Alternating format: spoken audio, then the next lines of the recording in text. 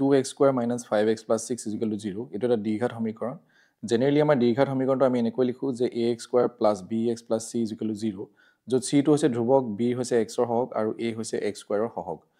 এতিয়া আমি যদি চাও আমাক সুধিছে প্ৰডাক্ট মূল দুটাৰ তাৰমানে ৰুট মানে হৈছে মূল আৰু মূল দুটাৰ আমাৰ প্ৰডাক্ট সুধিছে তাৰমানে পূৰণফল সুধিছে আমি জানো যে মূল দুটাৰ পূৰণফল হৈছে আমি যদি এটা ইয়াৰ যদি আমি মূল দুটা আলফা আৰু বিটা ধৰো আৰু ইহঁতৰ পূৰণফল আলফা আৰু বিটা আলফা * বিটা = c/a হয় হয়নে আৰু আলফা প্লাস বিটা আমি যদি ধৰো হেতু কি হ'ব -b/a হয় আমাৰ ফৰ্মুলা মতে এতিয়া আমি ইকুৱেশনটোৰ মতে আমাৰ a = হৈছে 2 আৰু b = হৈছে -5 মই ৰাখিব -5 কিয় কাৰণ ইয়াত প্লাস b আছে আমাৰ ফৰ্মুলা মতে প্লাস b ইন জেনাৰেল আৰু কোৱেশ্চন আমাক ইয়াত আগত যদি আমি প্লাস থাকিলেহেঁতেন কিন্তু ইয়াত মাইনাস আছে তেতিয়া হলে -5 টো কি হ'ব b c টো হ'ব আমাৰ কি 6 ঠিক আছে যেটো আমাৰ ধ্ৰুৱক